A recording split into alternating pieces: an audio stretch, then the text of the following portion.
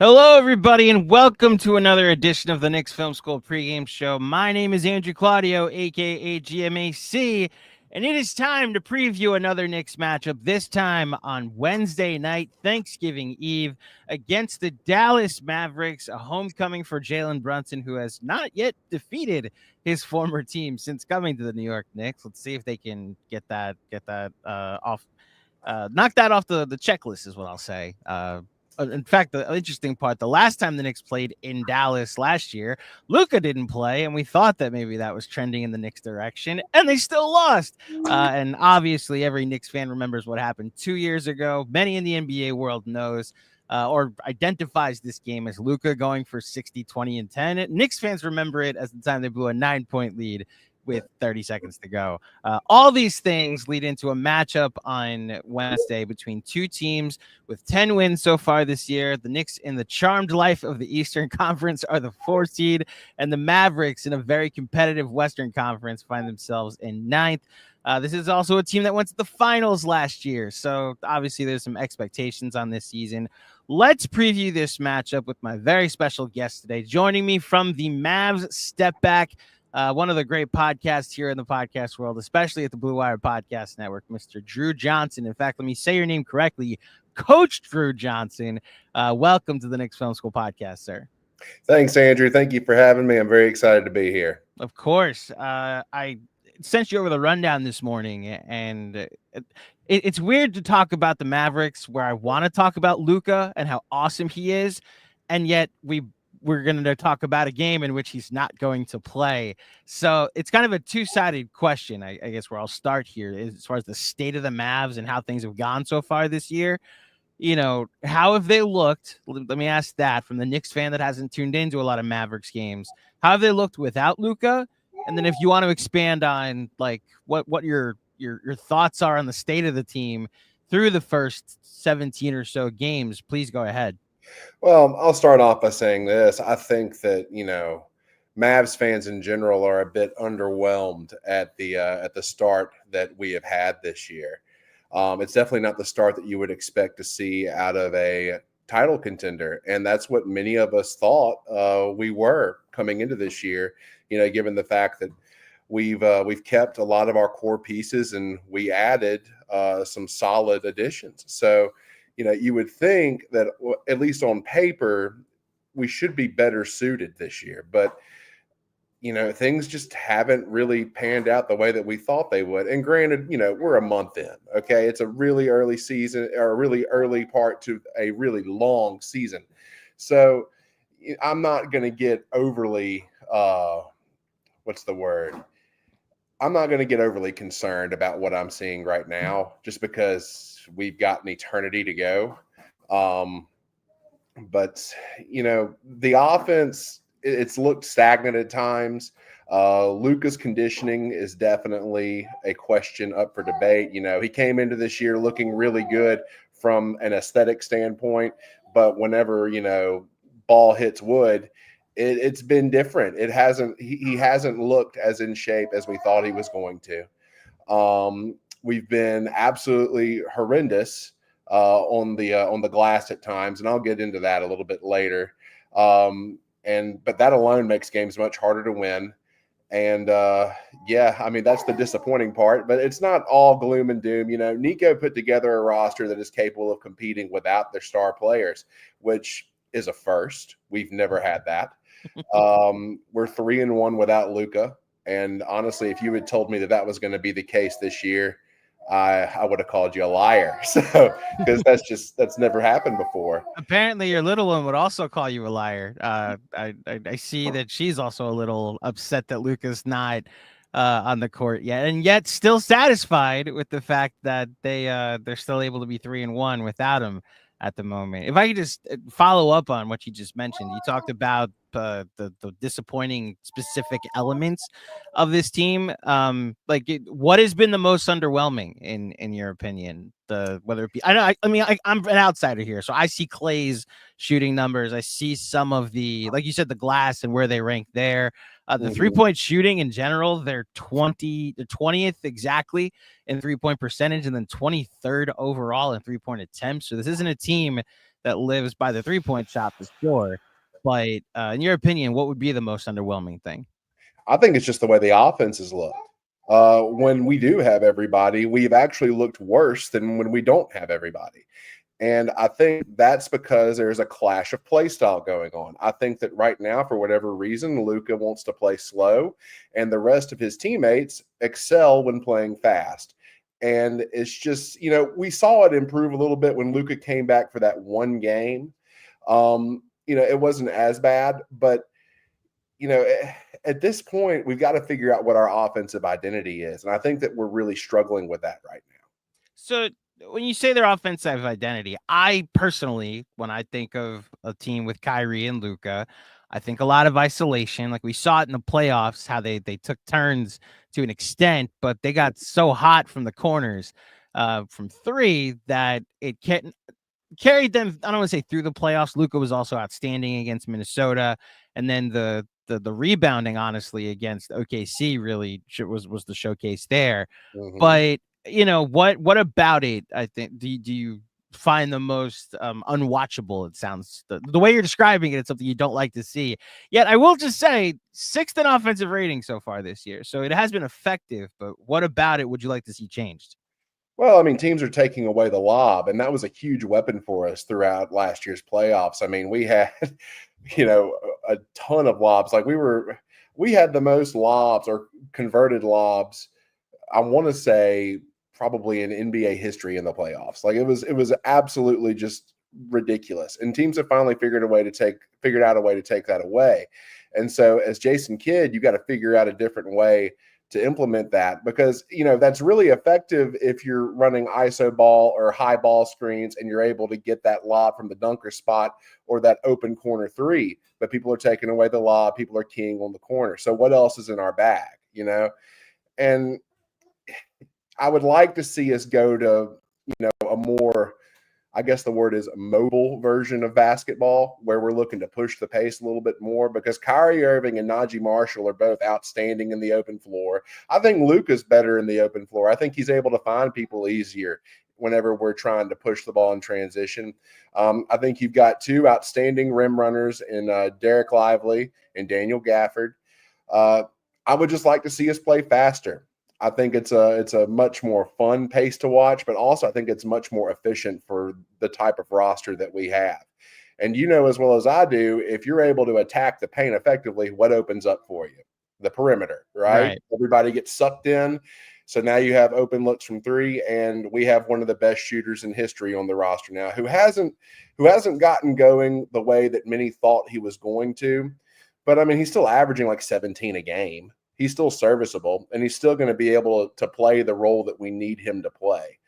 But I don't think that the way things have been looking with Luka in the game, with how sluggish everything has looked, I don't think that's sustainable.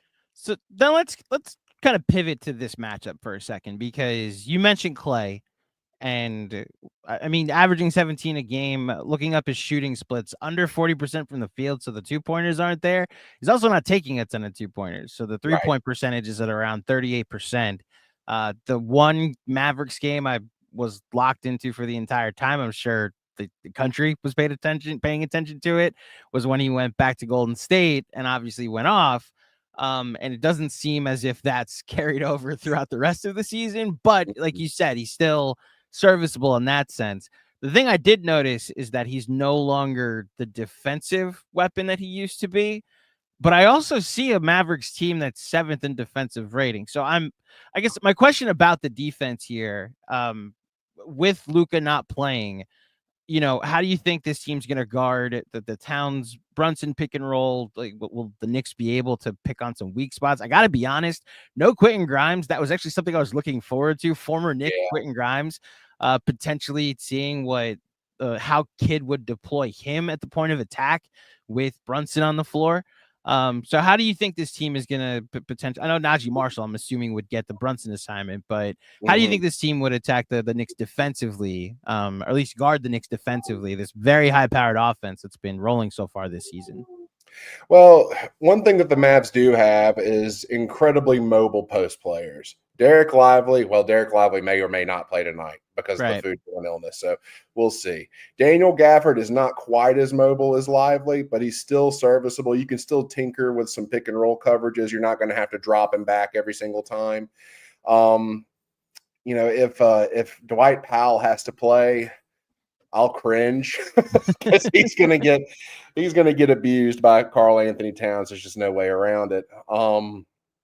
But I wouldn't say expect us, but I wouldn't be surprised to see us maybe ice ball screens, maybe even trap ball handlers, specifically if it's a smaller ball handler like Brunson. Mm-hmm. Now Brunson's very good at making reads in PNR, as we've seen, but I think we got to do something different. If we just let Karl Anthony Towns roll to the basket or short roll or pop or do whatever he wants to do without any resistance, he's going to kill us. Yeah. I think he's one of the most skilled bigs in the league today. I really do. And I think that he gets a bad rap. But in my book, I think he's a top 3 skilled big. I think it probably goes Jokic, Embiid, and Karl Anthony Towns. Great company to be in, and what we've seen in New York so far this season absolutely speaks to that skill and that talent. It's amazing the questions that I personally had going into this year with the new look roster that the Knicks assembled, and like Towns' defense was at the top of the list. Like this is a Tom Thibodeau team, like the 48 minutes of rim protection, and you're just mesmerized at what they become offensively, that you're just like, hey, be 5% better defensively by the end of the year. And we've got an offensive team that it's like a football team that was ground and pound with an elite defense for so many years. And then suddenly they got a quarterback and it's like, oh, we're the greatest show on turf now. And this is fun. Just defense, don't give up more than 20 points. And I think we'll be okay. And that's really what the Knicks have become this year, Yeah, I really think that the main key for you guys is if you guys can implement Karl Anthony Towns defensively effectively. Does that make sense? Yeah. I think that how he fits into Tom Thibodeau's defensive schemes, I mean, that's really how far y'all go, in my opinion. The offense is going to be there. Y'all are going to be able to score no matter what. But defensively, whenever I first saw that trade, that was the first thing that came to my mind too, was how is this going to gel defensively? And it's still a little bit of a question right now. But if anyone can figure it out, it's Thibs. And that's where, look, I got to be honest, the concerns I have this year so far on the defensive end, very little have been Karl Anthony Towns related. He's as expected, or what I expected to be. They've switched up some of their coverages. In fact, the Knicks are coming off a pretty, I don't want to say impressive because other wins have been impressive, but like whatever the opposite of disheartening is, like it's just very heartening win over Denver, because there was a very clear effort on the defensive end that we hadn't seen yet, where some of it was just miscommunications from guys getting used to playing with each other. And then there was just a shout out to Nakai Stunkin, who always says this, like sometimes teams just hit the play better button. And I think with the Knicks, specifically under Tibbs, sometimes we'll see them hit the try harder button. And that was like one of the first times this year we've seen the try harder button get pushed on the defensive end. And, they won 145-118 in Denver, which was a pretty impressive win. I wonder with this matchup, you talk about, well, can we just go over for the Knicks fans that are uneducated, that don't know who's not playing? Because we know Luka, we know Quentin Grimes. You mentioned Derek Lively might be out. And I just, as far as the who's guarding who and who's playing, what starting 5 do you think we'll expect? Is Kid going to go, how deep is Kid going to go into his bench? Like, you're going to enlighten us on that. So obviously Kyrie Irving, I think, is going to shoulder the majority of the load at the point guard position, and he's going to be public enemy number 1 for New York.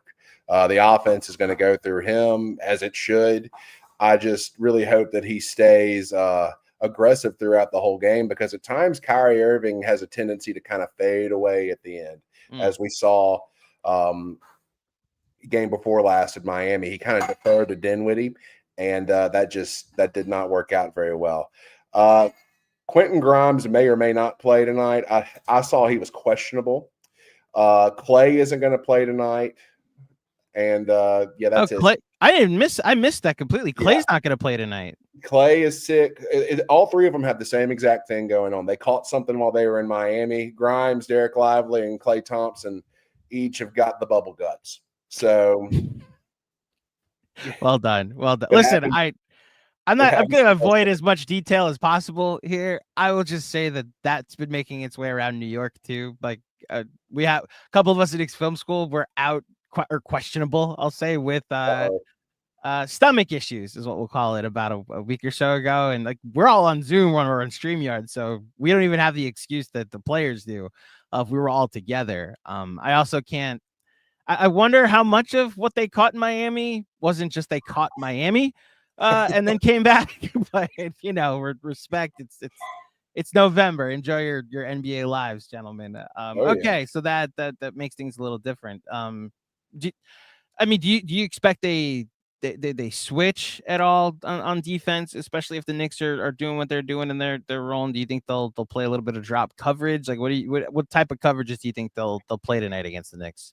So whenever they have their starting lineup in, and I expect their starting lineup to be Kyrie, Gafford, PJ, Najee. You could maybe slide Dinwiddie in there, maybe. I think that I expect them to maybe double or hedge on ball screens. Honestly, I don't expect drop coverage, because I think if you drop and Cat pops, he's going to kill you. He's been killing teams all season. So that's why I ask, are teams that are playing drop, then get excited, like, oh, food. Okay, got it. Yeah, cool. No, I don't. Me personally, I would not drop. I would try to get the ball out of the ball handler's hands and try to make it to where he is not able to find Cat. Okay. So, we could blitz, we could ice, there's several different coverages we could employ. But whatever you do, Jason Kidd, do not drop. Otherwise, Cat's going for 40. Yeah. I mean, spoiler alert for Knicks fans. I recorded our Hornets pregame pod already for Friday, because the Knicks are in Charlotte at noon. And I mean, look, they're playing Taj Gibson potentially at starting center. They got, I forget his name, but they got this kid that's been rebounding the hell out of the ball, but he's like 6'10".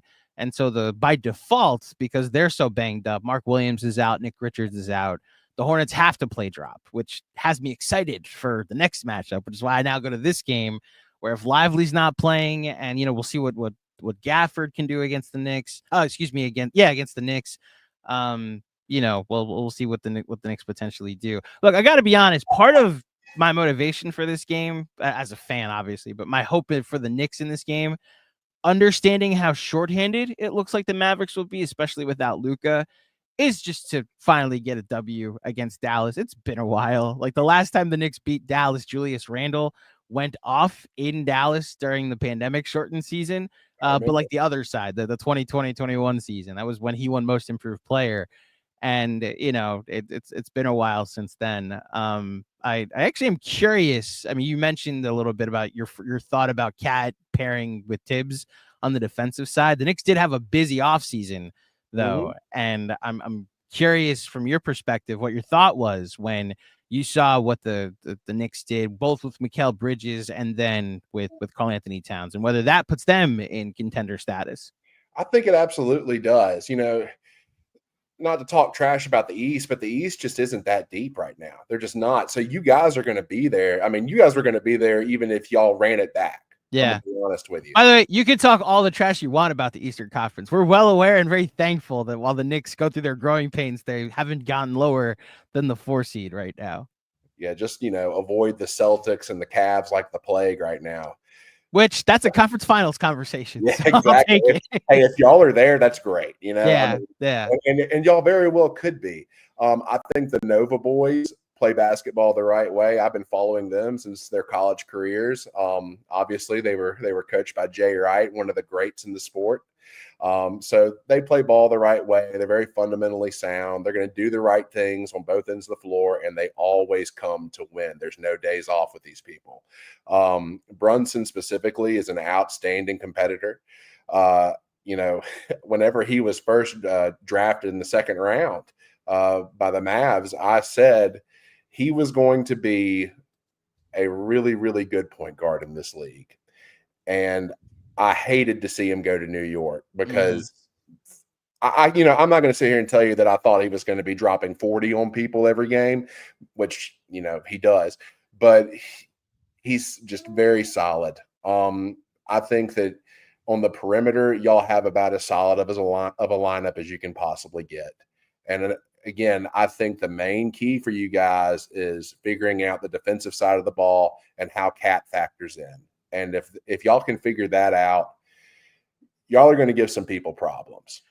Do you think the Knicks, with the defensive side of the ball, they have to figure out? Do you think this is like they have to become a good defensive team? What I mean by that, the Mavericks right now are like 6th in offense, 7th in defense, and that's really like what the Knicks were last year, around like a top 10 in everything. And the Knicks now are like number 1 in offense, number 22 in defense. And do you think like my goal, my hope at least, is that we're looking at like the 15th best defense, but the 1st or 2nd best offense come playoff time, because that I think is a path that we've seen recently. That's literally what Denver was when they won the title a couple of years ago. Yeah, that I think is a blueprint for a contending team, especially in this league today. Is that, right. that a reasonable goal to you? I don't think it's that being super good on defense needs to be the goal. I think being good enough. Good enough. Yeah. And what I mean by that is, can you step up in crunch time situations and get a stop and get a defensive rebound? And I think that y'all are more than capable of doing that. And it's not like y'all have bad defenders. The biggest issue I see is, how does Cat fit within pick and roll defense? That's my biggest thing. Well, can I jump in real quick? Can I actually, yeah. You're going to see this tonight. And I hate to keep picking on him because he's been a bit of a punching bag so far this year. But Mikal Bridges has not been the Phoenix version of Mikal Bridges, right, and probably hasn't even been the Brooklyn version of Mikal Bridges. And I'm just speaking to the defensive side of the ball. The offensive struggles, I think they're going to turn around eventually. Yeah. But the pick and roll coverage, to your point, is his ability to navigate screens will go a long way when this team reaches its full potential, because you've got OG Anunoby as a free safety, potentially, whether he's digging or hedging or just sticking his hands in passing lanes. And because he is literally Inspector Gadget, just finding his way to create a loose ball. And Mikal, he's been getting stuck on screens for the majority of this season to start, leaving Cat eventually on an island, whether it's a drop or whether he's blitzing. And that's where Mikal Bridges hitting the play better button would potentially clean up some of their messes. Look, the Knicks are not going to have a strong backline of defense. I do think Cat can still do some impactful things on the defensive end. He's been a rebounding demon so far this year. Absolutely. Their first line of defense has to be what leads to them getting to that good enough level of defense that you're speaking to, at least in my opinion, No, I agree with you. And I really see no reason for Mikal Bridges to not turn it around defensively, just because he's been solid pretty much his whole career. Yep. I think that, again, like I said earlier, we're really early. The season's really young, and everyone hasn't had a chance to gel. I mean, you guys are actually in a pretty similar situation to us in getting new pieces to gel. So I'm not going to cast a judgment on anybody until we're, mid to late December. Yeah. Then I'm going to start, nitpicking on things. But right now, we're still mixing, baby. It's all still being stirred up. So, we'll see what happens. I love the patience that you're preaching, because us New Yorkers don't always have that when it comes to our sports teams that we root for. I've been trying to find examples of teams, like contending teams, that year one was not like all glowy and successful. Like the Celtics last year, I think, is an anomaly, because they put together the perfect team. The Warriors in 2017 changed one player out. It was Harrison Barnes. They turned him into Kevin Durant. Like, that's pretty significant, right? So that's why that worked year one and year two, because it was just an upgrade. Like, you look at the Cavaliers, the first year LeBron went back. I've been preaching this. They were 19-20 at one point, like with LeBron James, Kyrie Irving, and Kevin Love that year. A lot of these teams, that first year is a getting used to each other year. and the high highs look pretty high, but they're you might Brian Windhorst spoke to this. You have to go through some transaction cycles. Like you give a look at the Mavs, that first half of season with Kyrie, you guys missed the playoffs, and right. Much to our dismay, because we were hoping that pick would end up being the 11th pick in the draft. But that last weekend, the Mavs decided, no, we would like to make sure that our pick falls in the top 10. And the basketball gods shined on them and their tankery at the end of the season. Unfortunately for us, Thank it led God. to Derek Lively landing in a Mavericks uniform. Oh, my God. Well, I'm so thankful that we were able to get Derek Lively because, in my opinion, that changed the whole outlook of everything. Yeah, it's a contributing piece to a contender. Now, I do have a question before we go to some of the people watching live. And look, I'll just bring baseball into this. Apologies to everybody watching. They hate when I bring baseball into this, but I'm a gigantic baseball fan. Okay. And I'm a big Mets fan. And they just went on this run this past season, and they ran into the Dodgers. The Dodgers were clearly better. And I was able to find solace in, like, this run was fun, and they lost to a better team.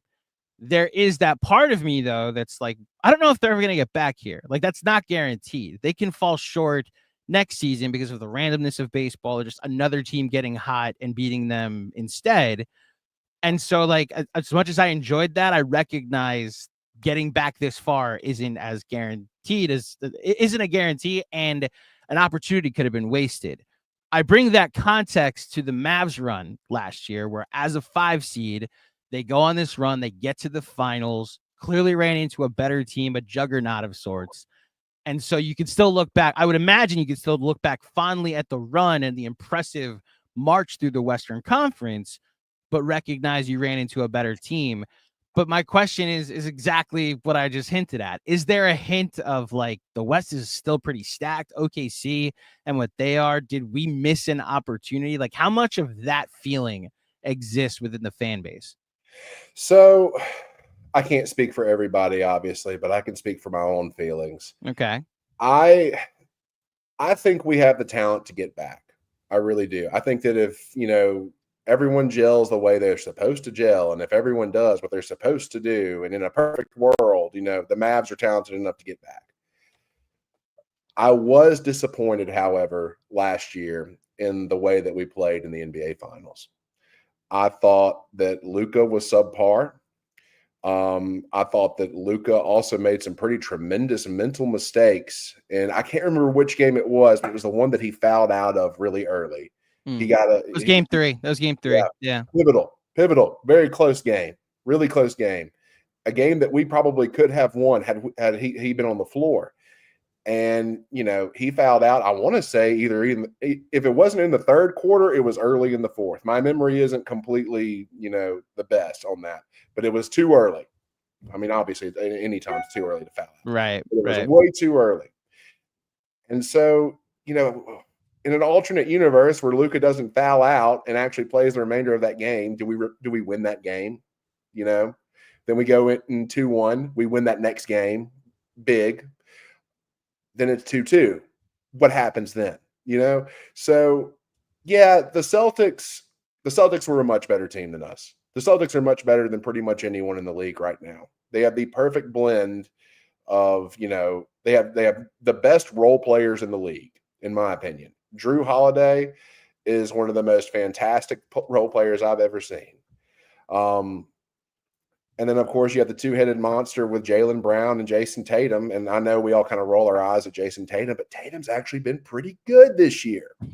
He actually has been. So, we have to really add some legitimacy to him. But, I really hate the way that it happened last year in the finals. I think we could have done a little bit more. I think we could have given them a little bit more of a challenge. But overall, the result is the result. Yeah. And I think if I really am being honest, I think that result happens even if we win game 3. See, this is, again, to the baseball analogy, this is how I feel about the Mets-Dodgers series, that, like, even like 99 out of 100 times, maybe it's more 90 out of 100 times because baseball's weird. Like, the Dodgers probably win that series. And yet I recognize, like, I hate how that series went against them. And it's weird. The Knicks series against Indiana, I have no like God took over. Like the Knicks just ran out of healthy bodies, So I'm able to put that into context. Oh, we didn't even lose to a better team. Like we just ran out of like the Knicks did as much as they could with who they had after a very fun and heroic season. And they've now pivoted to this team that while they're playing a ton of minutes, they're playing really well for the majority of it. So we'll see what happens. If it's cool, I'd like to go to some questions from my people watching live before we wrap up. Let's start with Stanley Mann, who asks, who's going to guard Kyrie for the Knicks? Kyrie is the highest scoring fourth quarter player. Is that real? Kyrie's the highest scoring fourth quarter player this season? This season, yes. Now, against Miami in particular, he deferred. And that bothered me. But then he came back the next game and took over in the fourth. He was absolutely awesome against Atlanta in the fourth. How do you do against Tyson Daniels? Was that the primary matchup that he was facing? No, I think they actually had Trae Young on it. They put Trae Young on Kyrie Irving. Okay. Interesting. Got it. Okay. Well, I would expect Mikal to draw this assignment for anyone asking. And then maybe they put Deuce McBride on him. I think they'll play drop, but look, Kyrie, I meant to pull up the stats. I forget what the streak is, but Kyrie's just killed the Knicks the last like 7 or 8 times. This goes back to Brooklyn when he was there. Like just it gets up for every time he plays the Knicks. And so I expect him to have a good night tonight. I would hope the Knicks can still find a way to win, regardless of who's guarding Kyrie Irving in this matchup. From Ben Kim Gervey, what's the vibe with the change in ownership in Dallas? Well, I think that actually it has improved things tremendously. I think I don't want to really bash Mark Cuban too terribly bad because I'm not privy to what goes behind closed doors. But I think that the new ownership has allowed Nico Harrison to really take control of what's going on.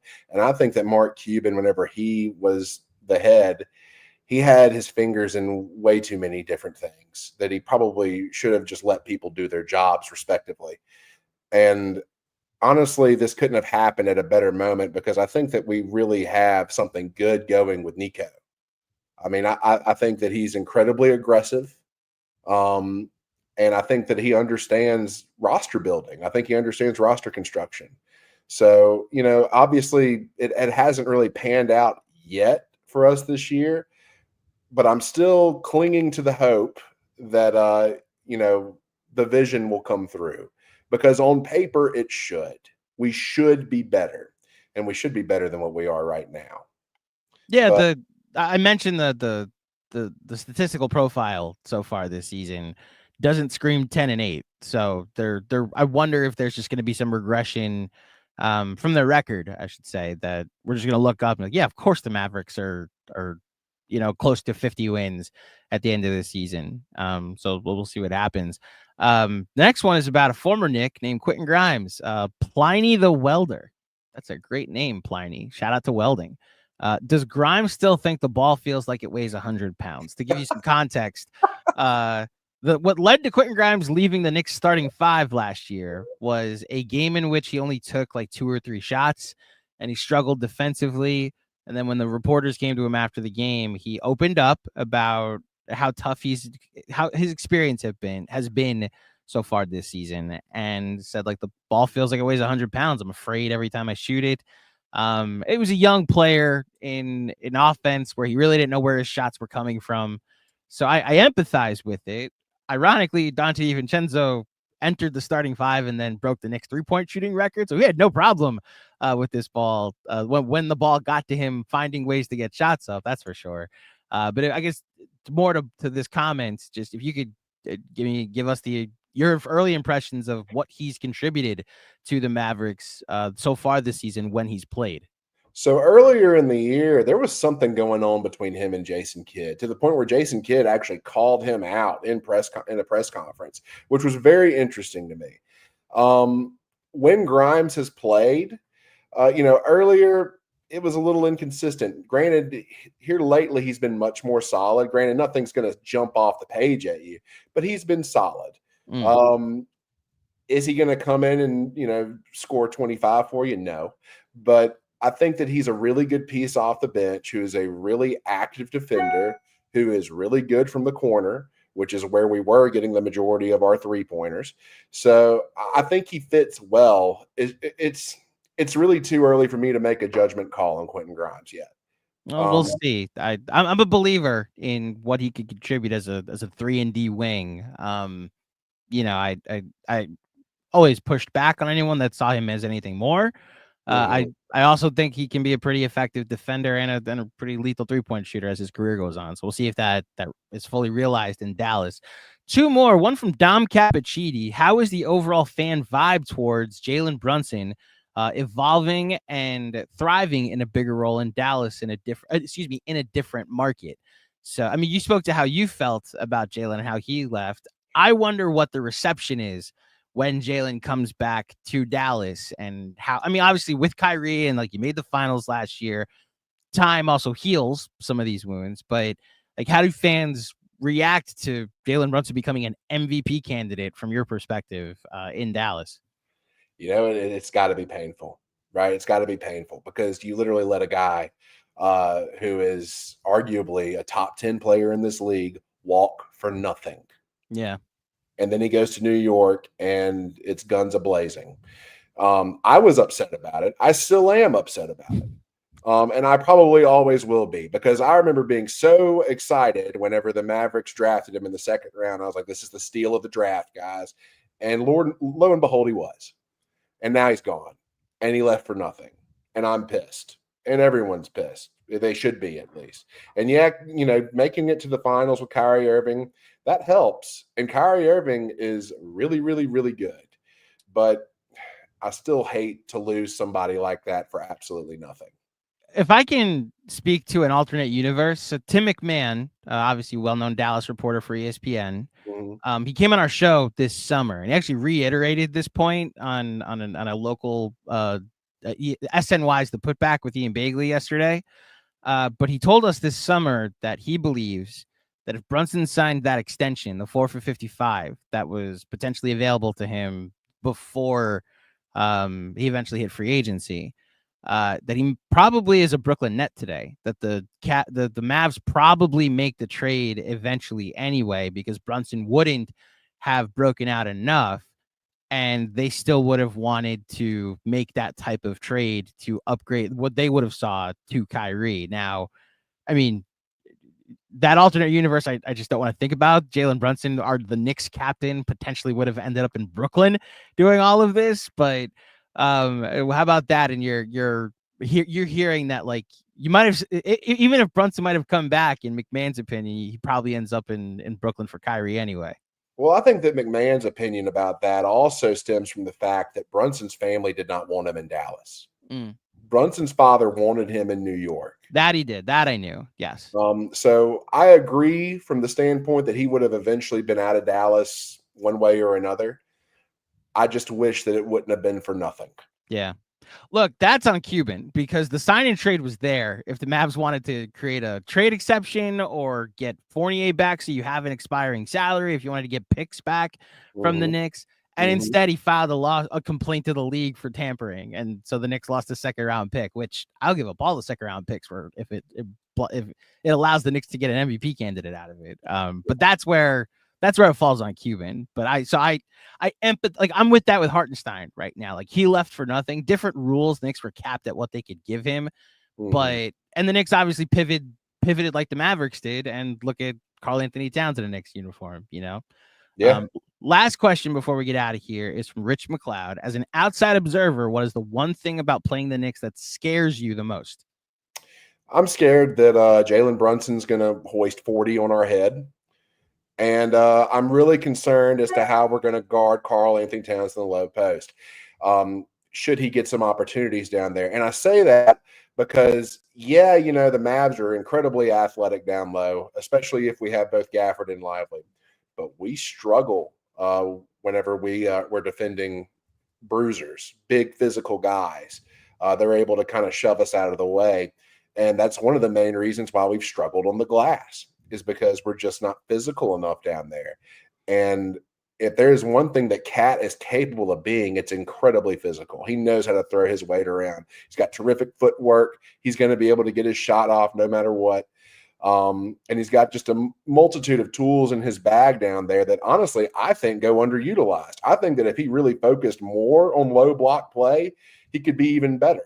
But again, he's one of the best shooting bigs in the league, one of the most skilled bigs in the league.